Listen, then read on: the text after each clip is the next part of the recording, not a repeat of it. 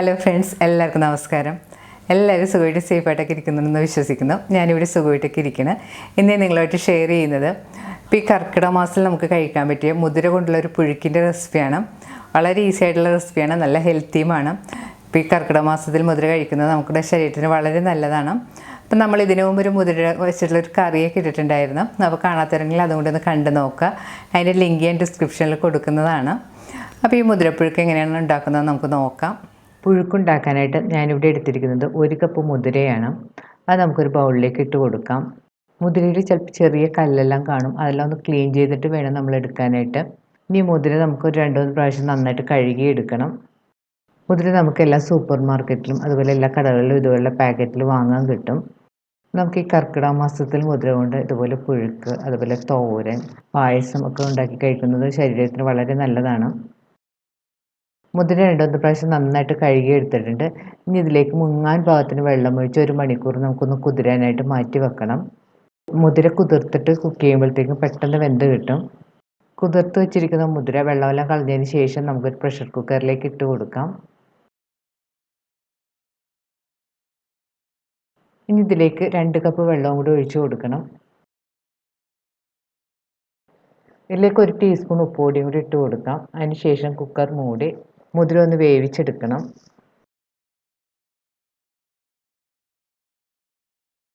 Cooker സ്റ്റവിൽ വെച്ചതിന് ശേഷം ഒരു 4-5 വിസിൽ വരുന്നവരെ മുതിര ഒന്ന് വേവിച്ചെടുക്കണം. 5 വിസിൽ വന്നു കഴിഞ്ഞപ്പോഴത്തേക്കും ഞാൻ സ്റ്റവ് ഓഫ് ചെയ്തിട്ടതാണ്. ഇപ്പോൾ കുക്കറിൻ്റെ സ്റ്റീമെല്ലാം പോയിട്ടുണ്ട്. നമുക്ക് തുറന്ന് നോക്കാം. തുറന്ന് നോക്കിയതിന് ശേഷം മുതിര വെന്തിട്ടുണ്ടോ എന്ന് നോക്കണം. കയ്യിലെടുത്ത് അമർത്തി നോക്കാം. മുതിര നല്ല പാകത്തിന് വെന്ത് വന്നിട്ടുണ്ട്. കൂടുതൽ വെന്തൊന്നും ഉടഞ്ഞും പോയിട്ടില്ല. ഈ പാകത്തിൽ വേണം വേവിച്ചെടുക്കാനായിട്ട്.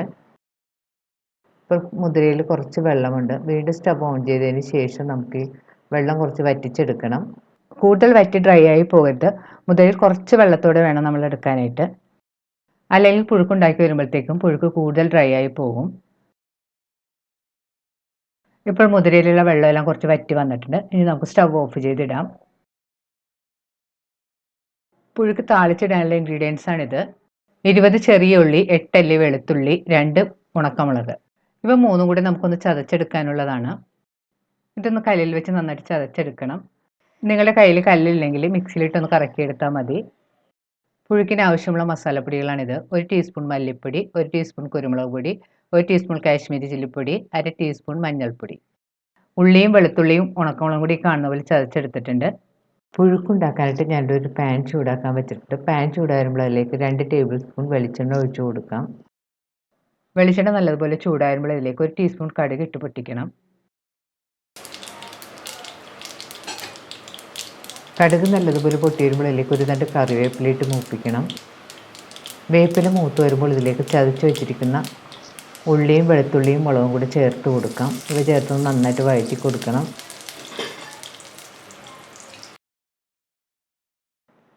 ഉള്ളിയും വെളുത്തുള്ളിയെല്ലാം മൂത്ത് ചെറിയ ബ്രൗൺ കളർ ആവുന്നവരെ നന്നായിട്ട് വഴറ്റി കൊടുക്കണം. ഇപ്പോൾ ഉള്ളിയെല്ലാം മൂത്തൊരു ചെറിയ ബ്രൗൺ കളറായി തുടങ്ങിയിട്ടുണ്ട്. ഈ സമയത്ത് നമുക്ക് ഇതിലേക്ക് എടുത്തു വെച്ചിരിക്കുന്ന പൊടികൾ ചേർത്ത് കൊടുക്കാം. മഞ്ഞൾപ്പൊടി, കാശ്മീരി ചില്ലിപ്പൊടി, കുരുമുളക് പൊടി, മല്ലിപ്പൊടി, ഇത്രയും പൊടികളാണ് നമ്മൾ എടുത്തിരിക്കുന്നത്. പൊടികൾ ചേർത്തതിന് ശേഷം സ്റ്റവ് ലോ ഫ്ലെയിമിൽ വെച്ച് നന്നായിട്ട് വഴറ്റി കൊടുക്കണം. പൊടികളുടെ പച്ചമണം മാറി വരുന്നവരെ നന്നായിട്ട് വഴറ്റാം. ഇപ്പോൾ പൊടികളെല്ലാം മൂത്ത് ഒരു നല്ല മണം വരാൻ തുടങ്ങിയിട്ടുണ്ട്. ഈ സമയത്ത് നമുക്ക് ഇതിലേക്ക് വേവിച്ച് വെച്ചിരിക്കുന്ന മുതിര ചേർത്ത് കൊടുക്കണം. മുതിര ചേർത്ത് 2-3 മിനിറ്റ് നന്നായിട്ട് മിക്സ് ചെയ്ത് യോജിപ്പിക്കണം.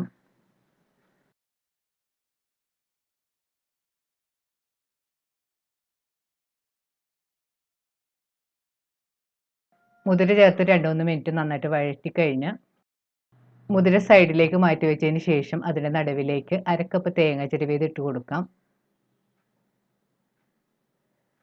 ഇനി മുതിര ഇതിൻ്റെ മുകളിലേക്കൊന്ന് പൊത്തി വെച്ച് കൊടുക്കണം.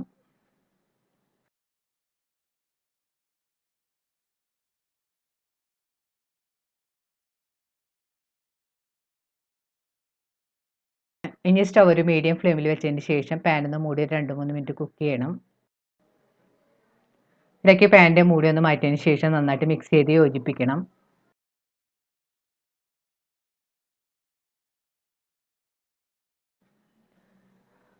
മുതിര ഒന്ന് ടേസ്റ്റ് ചെയ്ത് നോക്കിയിട്ട് പാകത്തിനുള്ള ഉപ്പുപൊടിയെല്ലാം ചേർത്ത് കൊടുക്കാം. ഇനി പാൻ തുറന്ന് വെച്ച് 2-3 മിനിറ്റും കൂടെ നന്നായിട്ട് കുക്ക് ചെയ്യണം. ഇപ്പോൾ മുതിരയിൽ വെള്ളമെല്ലാം കുറേശ്ശെ വറ്റി വന്നിട്ടുണ്ട്. കൂടുതൽ ഡ്രൈ ആയി പോകരുത്. ഇപ്പോൾ നമ്മുടെ മുതിര പാകമായി വന്നിട്ടുണ്ട്. ഇനി നമുക്ക് സ്റ്റവ് ഓഫ് ചെയ്യാം. ഇനി റെഡിയായ മുതിരയുടെ പുറത്തേക്ക് 1 തണ്ട് കറിവേപ്പിലയും 1/2 ടീസ്പൂൺ വെളിച്ചെണ്ണയും കൂടി ഒഴിച്ച് നന്നായിട്ട് മിക്സ് ചെയ്ത് കൊടുക്കാം. വെളിച്ചെണ്ണ ഓപ്ഷനാണ്, നിങ്ങൾക്ക് ഇഷ്ടമുണ്ടെങ്കിൽ ചേർത്താൽ മതി. അവസാനം ഇതുപോലെ കുറച്ച് പച്ച വെളിച്ചെണ്ണ ഒഴിക്കുമ്പോഴത്തേക്ക് മുതിര നല്ല ടേസ്റ്റ് ആയിരിക്കും. വളരെ ഹെൽത്തിയും നല്ല ടേസ്റ്റിയുമായ നമ്മുടെ മുതിരപ്പുഴുക്ക് റെഡി ആയിട്ടുണ്ട്. ഈ കർക്കിടക മാസത്തിൽ ഉണ്ടാക്കി കഴിക്കാൻ പറ്റിയ ഒരു അടിപൊളി റെസിപ്പിയാണിത്. അപ്പോൾ നിങ്ങളൊന്ന് ട്രൈ ചെയ്ത് നോക്കുക. ഈ പുഴുക്ക് നമുക്ക് ചൂടോടെ ചോറിൻ്റെ കൂടെ കഞ്ഞിയുടെ കൂടെയൊക്കെ നല്ല കോമ്പിനേഷനാണ്. ട്രൈ ചെയ്ത് നോക്കിയിട്ട് നിങ്ങളുടെ അഭിപ്രായം കമൻറ്റ് ബോക്സിൽ മറക്കരുത്. നിങ്ങളുടെ ഫ്രണ്ട്സായിട്ടൊക്കെ ഷെയർ ചെയ്യുക. വീണ്ടും ഇതുപോലെ നല്ല ഹെൽത്തി ആയിട്ടുള്ള റെസിപ്പി ആയിട്ട് നമുക്ക് കാണാം. താങ്ക്